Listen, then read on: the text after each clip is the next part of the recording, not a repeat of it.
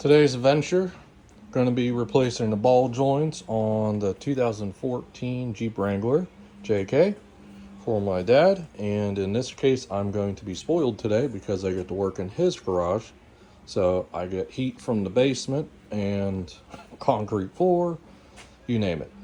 So it'll be a little bit different than other than working on that beautiful gravel lot I have at home with my crappy carport and all the weather involved. So this will be awesome. So I'm just going to take it while I can, you know.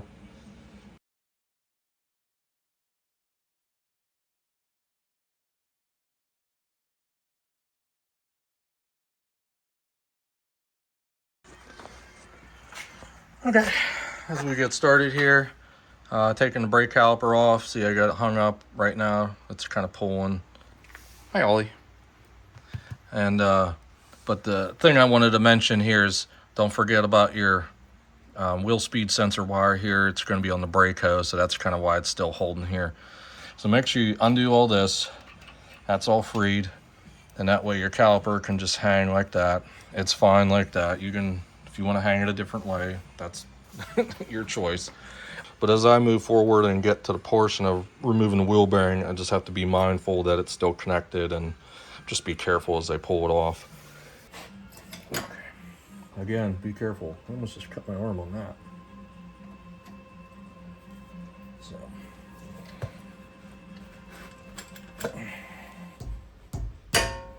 Should have a hammer.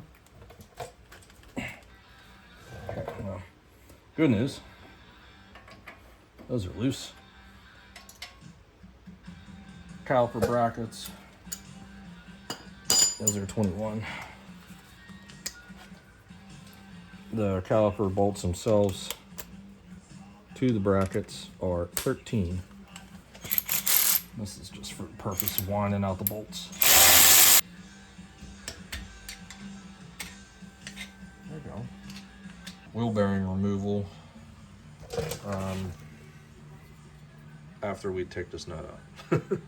Don't get ahead of yourself, but yeah, the axle nut gotta come off too. It's a 36 millimeter. That's what size this is. Now we just need to get a big boy on that. I think we're just gonna do the ooga dooga, see what happens. If we can get it like this. Here we go, noise. That was easy. I like working on newer vehicles. There we go. So we're gonna break this loose. You might have to rotate the wheel bearing just so you get the axle shaft in the right position to get your, breaker bar, wrench, whatever you're using. It's just how it goes. So this one, I think I got it started. Yep.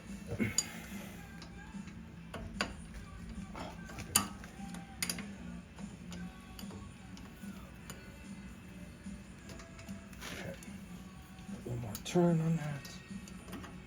A fun one. You got working on. There's always so much crap on here. You can clean these off beforehand, obviously. That'll make it easier.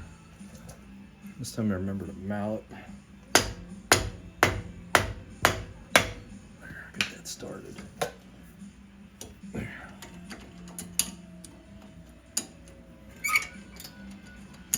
Like I said, rotate the axle. There we go. Now it won't hit.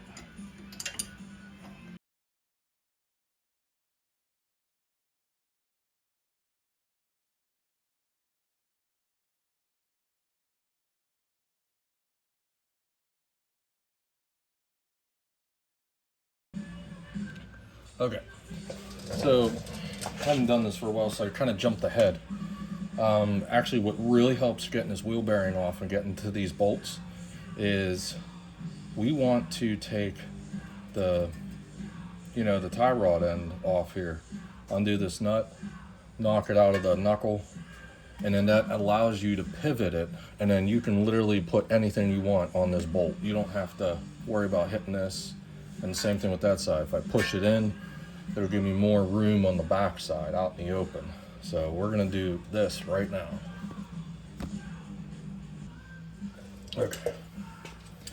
And sometimes if these cotter pins, if they're so rusted out, you're getting into, like if you're doing restoration kind of type deal. Like when I had my Jeep, everything was just rusted. I knew I was replacing everything. Pretty much all I do is, you know, just bust off the ends. These cotter pins, they just rust out, and I just put the socket on and just hammer it off. It blows right through all this, so that's just an option if you're going that route, but not everybody is. Otherwise, I just say take your pliers, try not to pinch your fingers, spin that clip. Oh, if I can get, there we go. All right, I got that straightened out. And you get your pliers, work it. Sometimes they pull right out like that. Sometimes you got to grab them and kind of use your leverage and do that. I've had to hold them and, you know, tap them with a hammer, ding, ding, ding, do that. But there you go. That's the first step. Turns out it's a 21, so I'll grab the ooga-dooga and blast her off real quick. Okay, I like to leave them on real quick. If you have they make a fork that goes in there, you can do that too. Seen people just smack them on top, which is fine, but if you do that, make sure you wind this nut down. That way you don't, if you do end up hitting the threads, when you pull the nut off, it'll actually kind of fix itself. So you can do it this way. Just give it a hit like that. See, it's already freed. The other method is, I still like to leave the nut on for it, but is actually just hitting the side and working on it, but sometimes it takes longer. I usually just hit it right on top just to, so anyways, back to this. Like I said, boom, now we can get to all of that, and we have all this room out here. We get to do the fun part, which is going to be taking this wheel bearing off, and this is either going to come off nicely, or this is where we're going to spend a little bit of time. Alright, so now we're at the fun part. So I got my weapons of choice. I usually end up using a screwdriver just because typically this is the first thing I find has a good wedge on it. That gets me started into here, and then I'll step up to bigger ones as I work it around. So that's what we're gonna do now. I already whacked the knuckle itself. It's good to just go around, just, you know, give it that shock so you can hopefully break it free. I sprayed it, but usually that doesn't do anything until you get things, you know, moving along. So, all right, so it's this here. I just kind of work it. I try to take advantage of the dust shield if it's there. Obviously, you feel it stopping, so.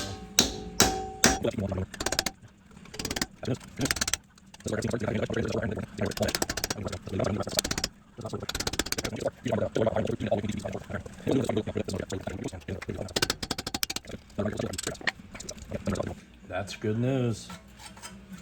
It's good news.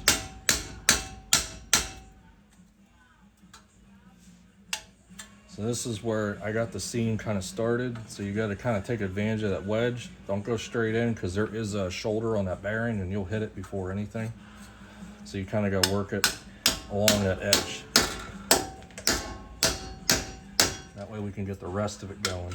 Because that's what we got to do. We got one side going, we need to get the rest. The rest is still stuck.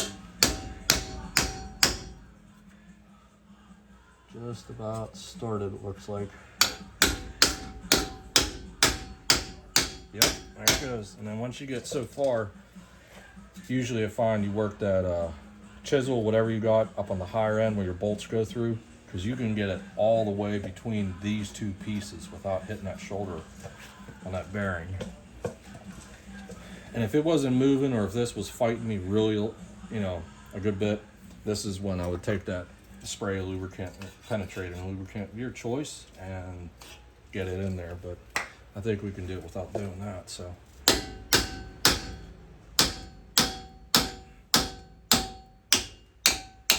Okay, so that's good.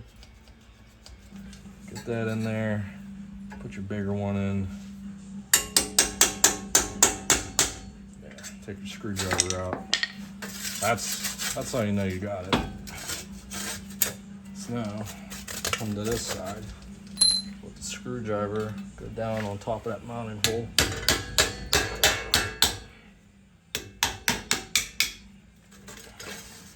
This is actually coming out right now, so. Okay.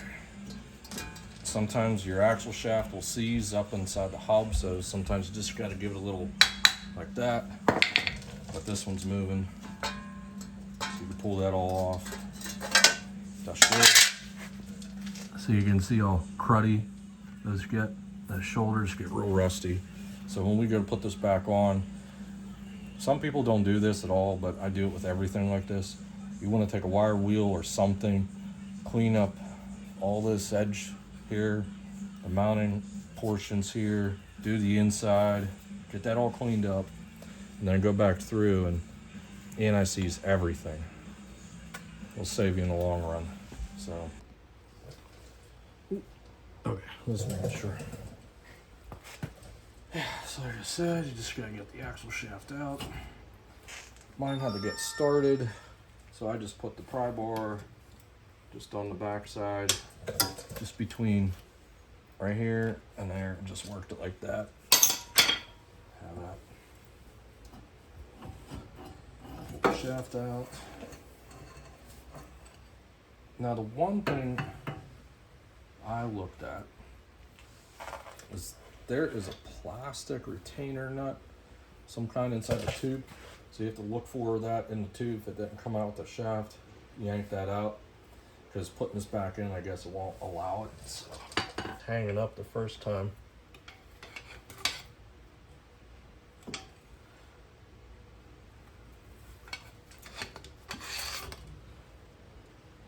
I'll show you guys. I just about have it. Yeah. Of course I say that. This. And I guess they just slide onto the axle shaft. But from what I see, everybody is taking these off and whatnot. Or taking the shaft out, takes these off, and they don't reinstall them. Just give it a yank. That's it. That'll come off. Again, glasses. There we go.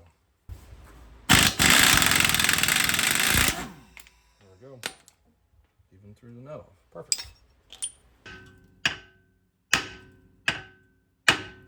There you go. That's why I'm holding it.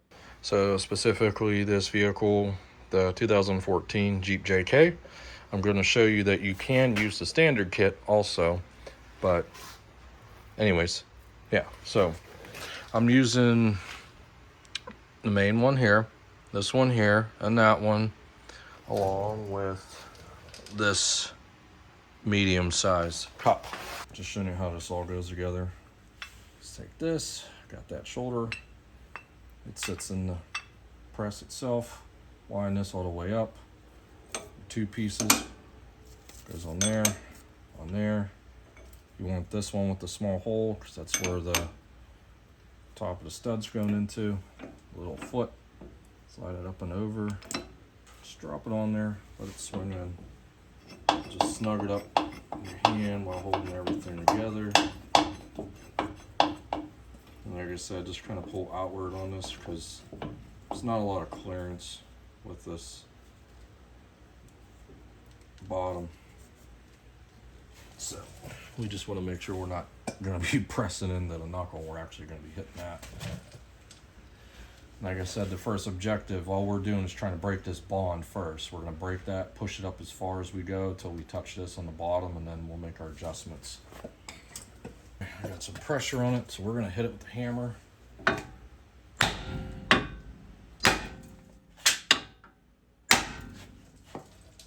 think we may have done something there, so let's get reset up, tighten it again. Oh yeah, it's going now. Just gotta keep working at it. Some of them get stuck, you know. This, yep, we're already there, we're already touching. So we actually got it with that hammer. We shocked it, and it actually started to push it up through. I'll show you real quick. Take the zoom off. See, we're just pretty much touching. I guess I can get one more little crank on it, but Yep, that's it. There. I don't know if what I broke there. It sounded like a ball joint. Sometimes you have that excitement. It breaks that bond, and that's exactly what it'll do. Let me see. Free. Yep. Now we're into the knuckle. So I'm gonna back this off.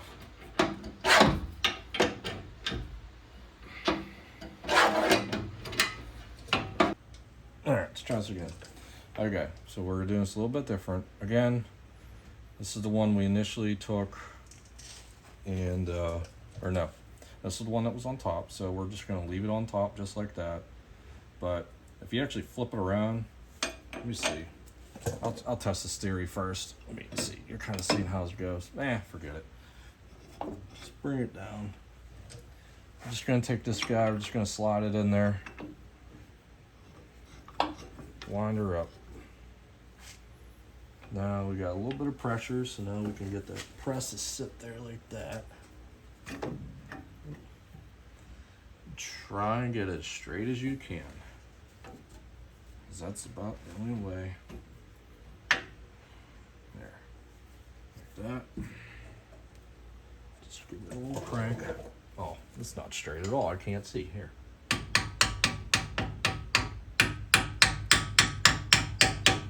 There. Now we'll start tightening it up.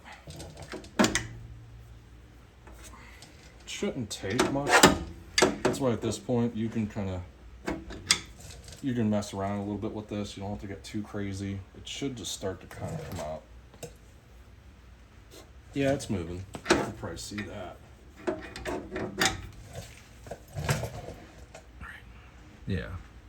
Much. Let's go. That real spider? Oh my gosh. That's a real spider? Well, that's a different way of getting it out. Something else happened. All right, cool. So that was a little weird. That normally doesn't happen. So two things. If you have the simple kit, this is where you make up for not having this piece, because this piece will solve everything. But we don't have it. Let's pretend that. So instead, I just grab yourself a socket, get set up again.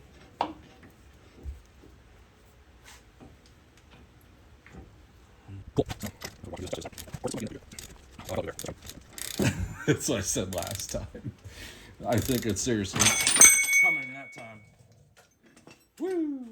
That's why you make sure your feet are out of the way. If you get the bigger kit, you get this little guy, which is perfect because it is the perfect size for that ball joint. And when you have your press on there like that, it sits right in here, so you can flip that over and on and tighten it and go to town. And that'll push you right out. This one here is like key. This is a really nice one because you can use this on the bottom as well to push anything. This is a good one. So again, use that medium-sized tube. You can use that in a standard kit as well. Use this weird hockey puck thing that has the, you know, the 4 different surfaces there. So that will sit in there like that. And then we're gonna put this on the bottom. So it's gonna, because this actually goes around the stud, all the way around it. So it will come out. So we'll put that like that. And then that other little shoulder sits into the bottom. So I can wind it. I like to center it up best I can.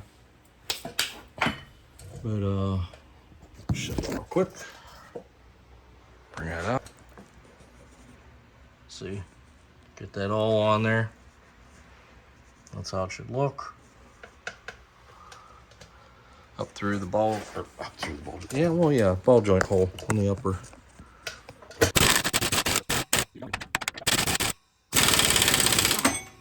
you go. Just go in here and clean up. Grab yourself a little brush like this if this is all you have, or maybe this is all you have on your budget. Certainly will work just fine. This one's gonna go in like this. It's almost the same setup as how we took it out. In this case, we'll use this like that.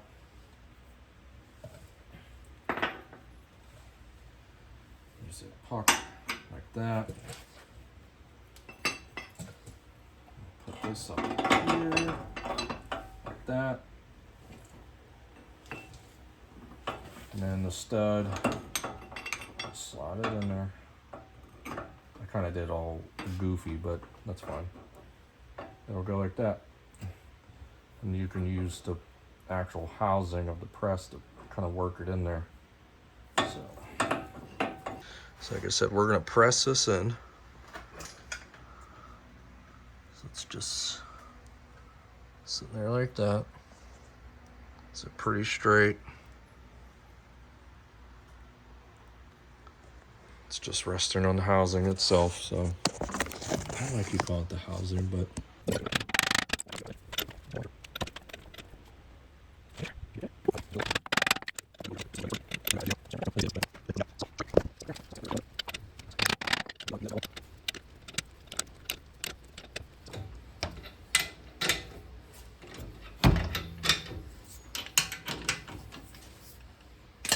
okay, so that's the bottom one.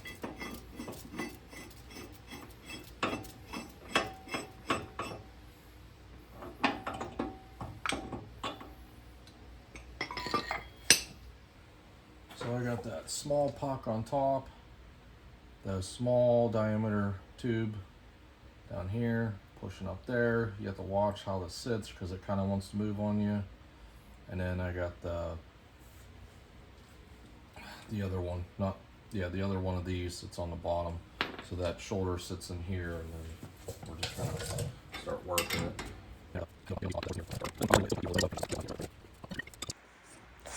Okay, success.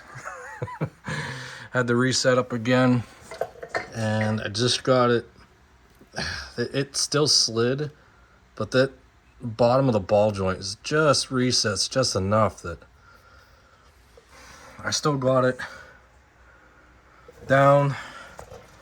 And then just to be sure, I just threw that guy on it, and then that gave me something good to solid, just to hammer down, just to make sure it's completely seated. Makes me feel better at least. So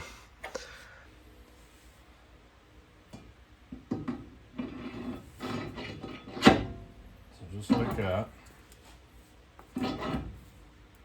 Ideally, you're supposed to have one of the nuts on you, that way you can throw it on.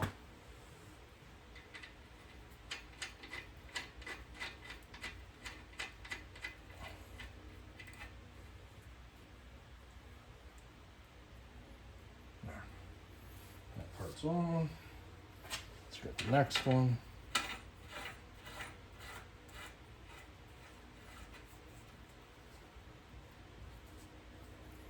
Okay. Just gotta get everything torqued up. Obviously, look up your torque specs and then tighten and torque accordingly. So let me grab a wrench. Torque the lower nut first, then you do the upper one. Double check your torque specs. From what I found, the bottom one is 80 foot-pounds, upper one is 75. Double check.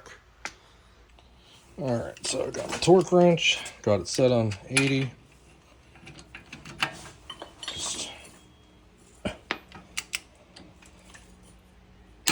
There we go. And just to be sure. Okay, that one's done. Now I gotta go to the upper one. So let me back this off real quick.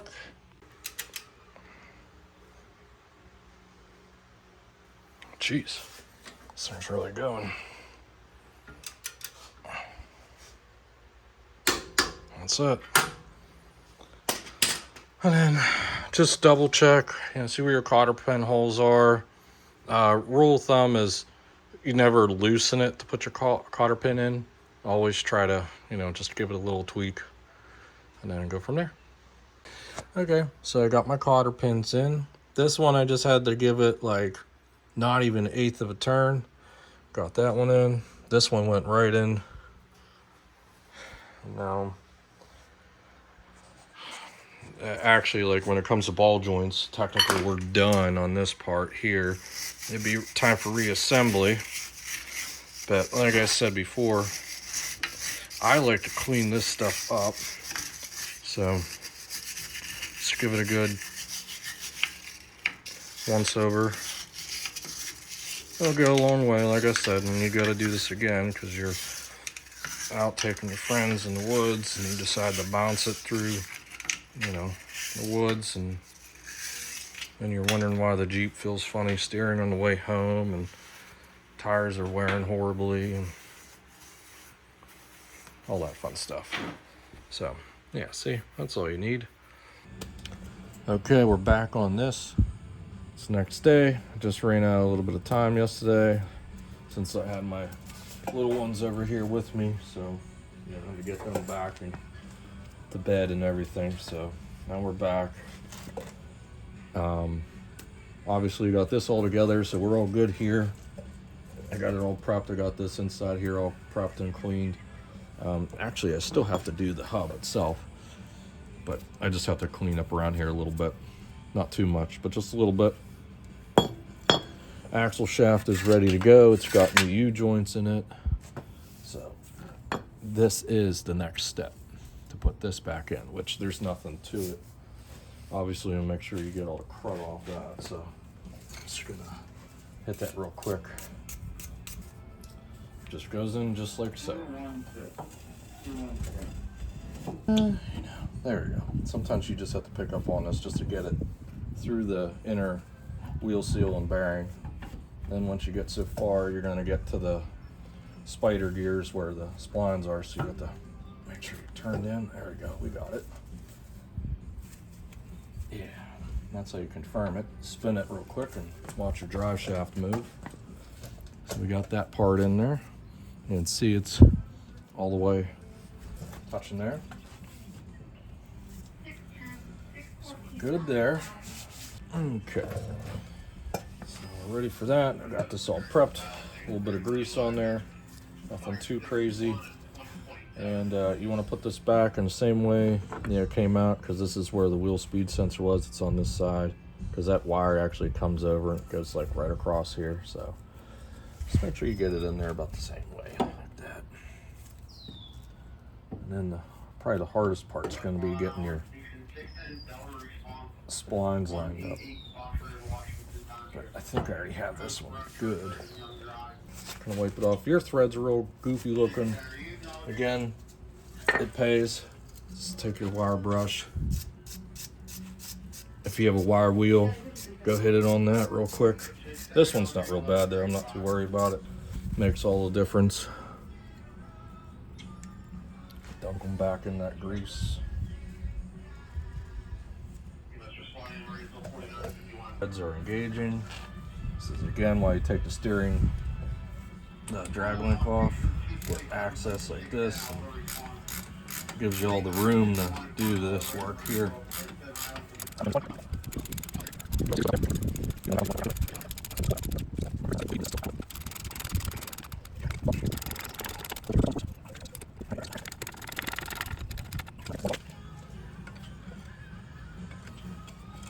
So you definitely don't want to be trying to jam it really between the U-joint and stuff if you can help it. Like what I mean is like between here.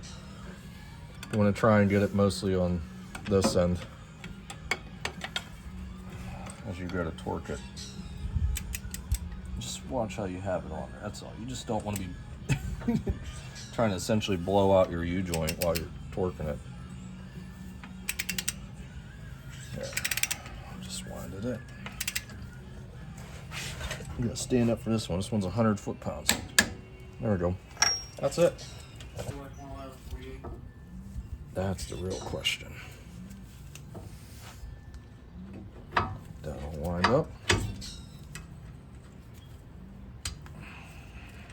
Held back in place.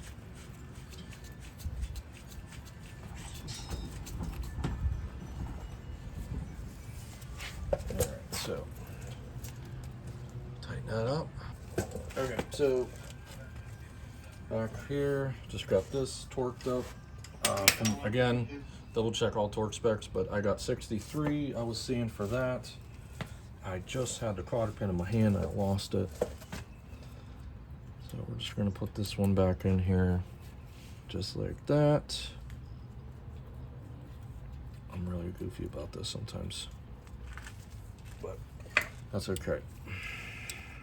What do you guys do with cotter pins? Do you bend them up and over like this?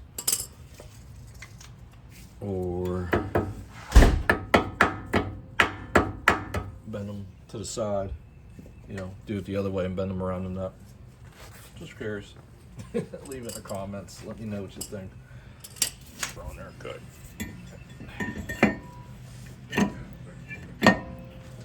It's your caliper bracket. Slide it back onto the rotor.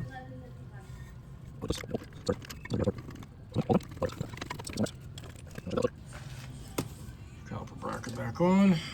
So you can see the bolt down there, bolt down there. Again, check your specs, but I got 120 foot-pounds, so I'm going to do that next. Then I'll put my caliper back on. I'll get the bolts on there, and then you do each bolt there. I saw two different ones. I saw 23 foot-pounds and 26 foot-pounds. So, you know, hit it in the middle, that'll be good. But either way, I know the caliper bolts usually don't get cranked on like that anyway, so just be mindful of that. And then I'll get, oh, I don't have to worry about that right now. That's right, we're taking that off. But that'll really take care of this side, so. Okay, so when you go to put everything back on, make sure you don't forget the dust shield. Don't forget the dust shield. I did. I just took everything back apart and did this. No big deal.